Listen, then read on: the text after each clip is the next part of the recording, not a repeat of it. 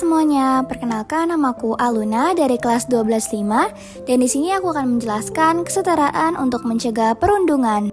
Bab 4, Bahasa Indonesia. Mempelajari teks narasi.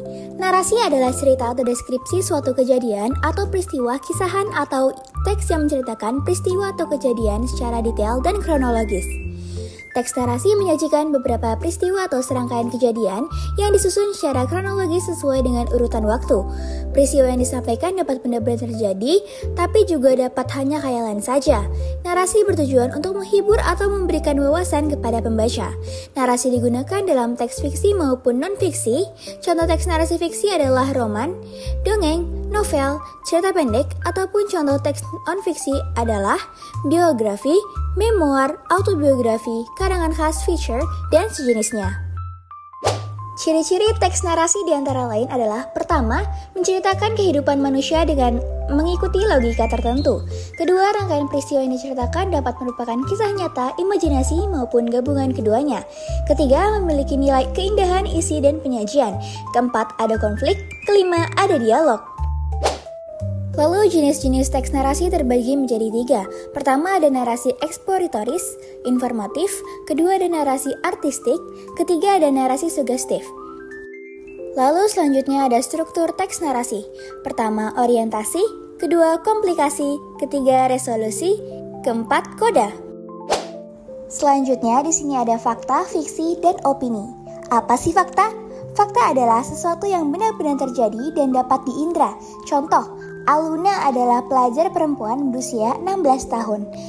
Selanjutnya, fiksi. Fiksi merupakan pernyataan yang hanya berdasarkan khayalan atau pikiran. Contoh, seandainya lebih percaya diri menentang perundungan saat SMP, saya akan lebih percaya diri. Selanjutnya ada opini. Opini adalah pendapat seseorang terhadap suatu permasalahan atau penilaian yang disampaikan secara subjektif. Contoh, mungkin keadaan akan berbeda apabila saya tidak terlalu pendiam. Nah, dari sini teman-teman bisa membedakan kan apa itu fakta, fiksi, dan juga opini. Selanjutnya adalah istilah fenomena sosial. Bahasa Indonesia berkembang selaras dengan tuntutan kebutuhan masyarakat di berbagai bidang. Perkembangan bahasa Indonesia membuat berkurang maupun bertambahnya kata dan istilah yang dapat dijumpai dalam KBBI. Perhatikan kembali teks berjudul "Saya Kerap Dirundung dan Ingin Kembali Percaya Diri". Teks tersebut memuat istilah fenomena sosial, antara lain istilah hoaks. Kata hoaks masuk ke dalam KBBI, Kamus Besar Bahasa Indonesia, pada tahun 2017. Istilah hoaks termasuk ragam percakapan yang memiliki arti informasi bohong. Kata hoaks dimuat dalam KBBI karena kata ini populer di kalangan masyarakat. Coba sebutkan istilah baru dalam KBBI yang memperkaya perbendaharaan kosakata bahasa Indonesia.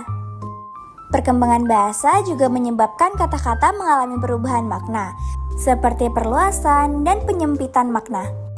Misalnya, kata karantina yang memiliki makna tempat penampungan yang lokasinya terpencil guna mencegah terjadinya penularan penyakit.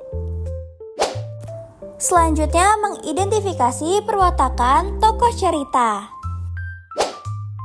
Perwatakan tokoh. Perwatakan tokoh dapat dilihat melalui: pertama, tindakan apa yang dilakukan tokoh. Kedua, ucapan, apa yang diucapkan tokoh. Ketiga, pikiran atau perasaan, apa yang dirasakan tokoh. Keempat, pandangan tokoh lain, bagaimana tokoh lain menilai dirinya.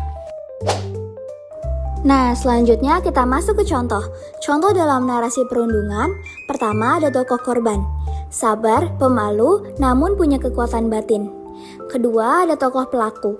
Keras, suka meremehkan, merasa paling hebat. Selanjutnya ada tokoh penolong. Berani, peduli, menjunjung kesetaraan. Nah, selanjutnya menyampaikan tanggapan. Tanggapan bisa berupa setuju atau tidak setuju dengan sikap tokoh. Memberi saran untuk tokoh agar lebih bijak. Menghubungkan dengan kehidupan nyata, bagaimana kita harus bersikap di sekolah atau masyarakat.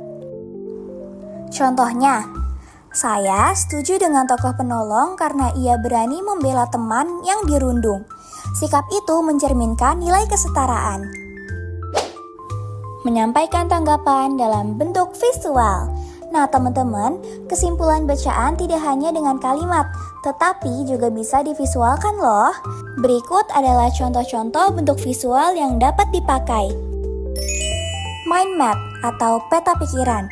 Bentuknya ada di sebelah kanan ya teman-teman. Bagan atau diagram alur peristiwa. Contohnya ada di sebelah kanan.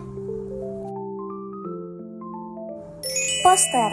Nah, teman-teman pasti nggak asing nggak sih sama yang namanya poster ini? Selanjutnya ada infografis berisi tokoh, konflik, penyelesaian, dan pesan cerita. Nah, teman-teman, segitu aja pemaparan materi dari aku. Mohon maaf bila ada salah kata. Wassalamualaikum warahmatullahi wabarakatuh.